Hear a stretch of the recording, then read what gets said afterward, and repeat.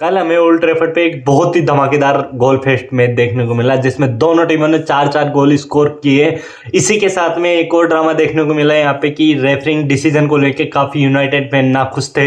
लेकिन इस referring decision के लिए ये वीडियो नहीं है, क्योंकि रेफरिंग डिसीजन हर मैच में कंट्रोवर्शियल ही रहते हैं। किसी टीम को हमेशा ऐसे ही मोड़ पे छोड़ के जाते हैं कि जहां से वो उनके फैन बेस पर्टिकुलरली जिसके अगेंस्ट डिसीजन जाते हैं वो खुश नहीं रहते हैं। तो ये हर मैच का सिचुएशन है। लेकिन 4-4 गोल मारने के बाद भी ओल्ड ट्रैफर्ड पे कोई विनर नहीं मिला और दोनों टीमों के पास चांसेस थे, दोनों टीमें मैच जीत सकती थी। इस मैच को अगर एक्स्ट्रा टाइम में बोर्नमूथ के 2 क्रूशल मूवमेंट्स पे लेमेंस जो यूनाइटेड के कीपर है वो सेव नहीं करते थे, बोर्नमूथ क्लोजिंग मिनट्स में इस गेम को जीत सकती थी। वहीं दोनों टीमें इस मैच में कहीं ना कहीं कोई ना कोई पॉइंट पे लीड पे थी, दोनों ने लीड बॉटल की। वहीं यहाँ दिखा कि यूनाइटेड चांस क्रिएशन जो यूनाइटेड से इतने दिनों से लैकिंग था वो पिछले 2-3 मैचों से दिख रहा है कि यूनाइटेड चांस क्रिएट कर पा रही है और भर भर के चांस क्रिएट कर पा रही है। रूबन अमरीम जो कि 3 एट द बैक के सिस्टम पर अड़े हुए थे पिछले 1 साल से, अब उन्हें फाइनली रियलाइज हो चुका है कि 3 एट द बैक सक्सेसफुल नहीं है। डिफेंडिंग के टाइम पे कर लो या अटैकिंग के टाइम पे कर लो, तो 4-4-2 टाइप का फॉर्मेशन था जिसमें अगर ऑन द बॉल रहेंगे तो 3 एट द बैक करके बिल्ड करेंगे और डिफेंडिंग 5 एट द बैक ही करेंगे। लेकिन जैसे सामने वाली टीम को प्रेस करना रहेगा तो वो 4-4-2 सिचुएशन में करेंगे। तो ये काफ़ी अच्छा चीज़ देखने को मिला कि रूबन अमरीम की कुछ चीज़ें जो रूबन अमरीम इतने दिनों से अडप्ट करने के लिए मान नहीं रहे थे कि मैं तो यही सिस्टम खिलाऊंगा, यही रहेगा। अगर सिस्टम चेंज करना है तो मैनेजर चेंज करिए। तो रूबन अमरीम को फाइनली कहीं ना कहीं रियलाइज हो चुका है कि 3 एट द बैक यूनाइटेड की इस टीम के साथ वर्क नहीं करेगा। कल हेवन का परफॉर्मेंस मुझे हॉट एंड कोल्ड लगा। उनकी बॉल प्लेइंग एबिलिटी काफ़ी अच्छी लगी मुझे, वो बॉल लेके ड्राइव कर सकते हैं 3 एट द बैक सिचुएशन में। ऐसे डिफेंडर्स होते हैं तो अच्छा रहता है, लेकिन अब 4 एट द बैक खेलेंगे यानी कि राइट बैक लेग बैक के साथ 2 सेंटर बैक्स खेलेंगे तो आई थिंक एडन हेवन को इतने चांसेस नहीं मिलेंगे, क्योंकि लिसांड्रो मार्टिनेज आ चुके हैं और डिलीट और मैगवायर जैसे ही वापस आई हैं आई थिंक लेनी और इनके नीचे कहीं ना कहीं एडन हेवन को टाइम नहीं मिल पाएगा। वैसे यूनाइटेड के पास में इतने अच्छे चांसेस थे, अमाद के पास में। अम्बोमो का तो पता नहीं क्या था, वेकेशन पे जाने का मन था शायद एफकॉन से पहले, तो उनका तो खेलने का मन ही नहीं था कल के मैच में। तो अम्बोमो ऐसा लग रहा था कि आज खेलने के मूड से नहीं आए। तो बहुत ही बढ़िया बैटिंग की उन्होंने, शानदार छक्के मारे, अपनी सेंचुरी से 2-3 रन चूक गए, वरना एक बहुत ही ताबड़तोड़ सेंचुरी बना सकते थे अम्बोमो कल जिस हिसाब के वो शॉट्स मार रहे थे। इतने लंबे लंबे गगनचुंबी छक्के जो उन्होंने मारे हैं, अगर एम्बोमो उनमें से 1-2 चांस भी फिनिश कर देता तो यूनाइटेड इस मैच को फर्स्ट हाफ में ही खत्म कर सकती थी। अहमद का परफॉर्मेंस ठीक लगा मुझे, लेकिन कहीं ना कहीं मुझे ऐसा लगता है कि अहमद कुछ सिचुएशंस पे ओवरडू कर जाते हैं कि अब मैं ही बॉस हूँ। कैसमीरो चाचा ने गोल स्कोर किया कॉर्नर से और कैसमीरो चाचा जो कि काफ़ी रस्टी लगे चैलेंजेस में जाते टाइम और दूर दूर से शॉट ले रहे थे, उनकी कोई नीड नहीं थी जिसके चलते पोजीशन लॉस्ट होता है, फिर अपोनेंट को प्रेस करके ये पोजीशन नहीं जीत पाते हैं प्रॉपरली। ये यूनाइटेड की समस्या है कि वो अच्छे से प्रेस नहीं कर पा रहे हैं अपोनेंट को। अगर अपोनेंट ढंग से मिडफील्ड कंट्रोल कर लेते हैं तो यूनाइटेड के पास कोई चारा नहीं रहता है। और ऐसा ही देखने को मिला, जैसे बोर्नमूथ ने स्लो स्टार्ट किया तो यूनाइटेड चढ़ी हुई थी, लेकिन जैसे ही बोर्नमूथ ने धीरे धीरे गेम में टाइम बिताया तो उन्हें समझ में आने लगा कि यूनाइटेड क्या कर रही है। और एरियोला अडप्टिव मैनेजर है, उन्होंने इनके मैनेजमेंट में कुछ चीज़ें बताई प्लेयर्स को, उसके चलते यूनाइटेड को प्रेशराइज कर दिया बोर्नमूथ ने। और सेकेंड हाफ के स्टार्ट होते ही 2-1 की लीड पे जो यूनाइटेड गई थी और स्टार्ट होते ही अगले 7 मिनट में 3-2 की स्कोर लाइन पे यूनाइटेड पिछड़ चुकी थी। अब यूनाइटेड को यहाँ से कमबैक करना था। 7 मिनट में 2 गोल खा चुकी थी यूनाइटेड, बेहतर कर सकती थी, लेकिन बहुत ही बढ़िया फ्री किक देखने को मिली हमें टेवेनियर की। वहाँ पे कैसेमीरो चाचा ने टैकल मार के, जो कि कैसेमीरो चाचा करते हैं, अगर गोल अपॉर्चुनिटी रहती है तो वो प्लेयर को गिरा विरा तोड़ वोड़ देते हैं कि गोल स्कोर ना हो। लेकिन फाउल करने के बाद भी डायरेक्ट फ्री किक से गोल मार दिया टेवेनियर ने, और टेवेनियर को ही फाउल किया था उन्होंने।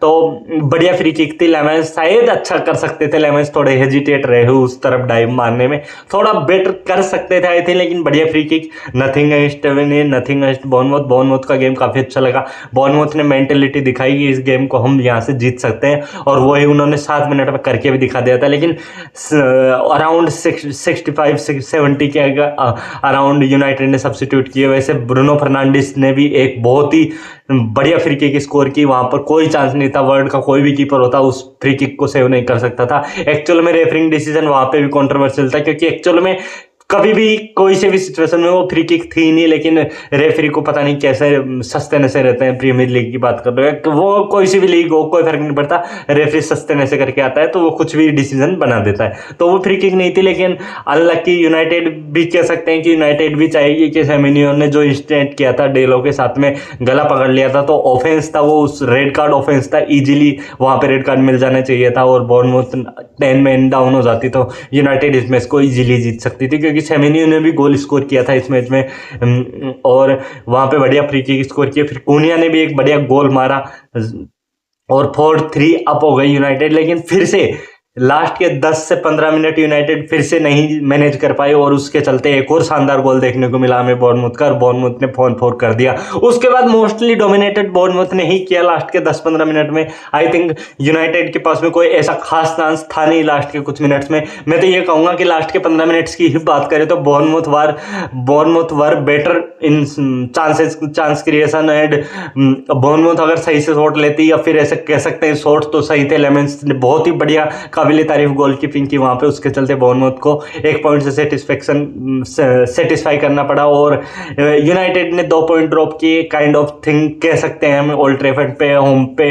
यूनाइटेड की फुल फ्लेजेड टीम, जिसमें एफकॉन में अगले मैच में सारे प्लेयर्स चले जाएंगे और कैसेमीरो चाचा ने येलो कार्ड ले लिया है, तो 5 किलो के चलते एस्टन विला के मैच में वो अवेलेबल नहीं रहेंगे, तो उसके चलते यहाँ पर यूनाइटेड को पॉइंट लेने चाहिए थे, अपॉर्चुनिटी थी उनके पास। अब विला एक ऐसे रन ऑफ फॉर्म में चल रही है जहां वो यूनाइटेड को टोटली तोड़ भी सकती है, जिस हिसाब से वो मेंटेलिटी दिखाते हैं। अगर गोल डाउन हो जाते हैं तो भी एस्टन विला कमबैक पे कमबैक कर रही है और अच्छा फुटबॉल खेल रही है एस्टन विला।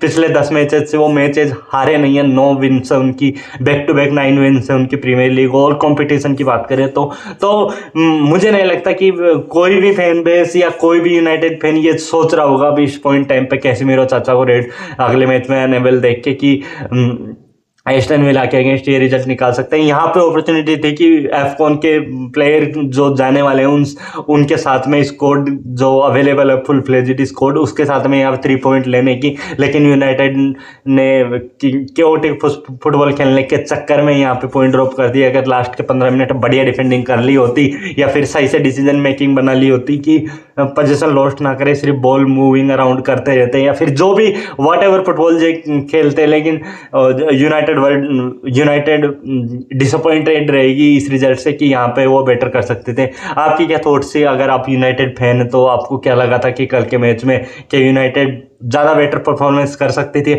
अगर यूनाइटेड चांसेस बरी कर देती तो मेरे को नहीं लगता है बॉर्नमouth के पास में कोई भी चांस था इस मैच को ड्रॉ करने का, क्योंकि यूनाइटेड के पास बहुत सारी अपॉर्चुनिटी थी, बहुत ज़्यादा अपॉर्चुनिटीज थी कि गोल स्कोर कर सके। और इस सीजन का शायद ये बेस्ट गेम रहा होगा जिसमें इतने सारे अटेम्प्ट ऑन गोल हुए।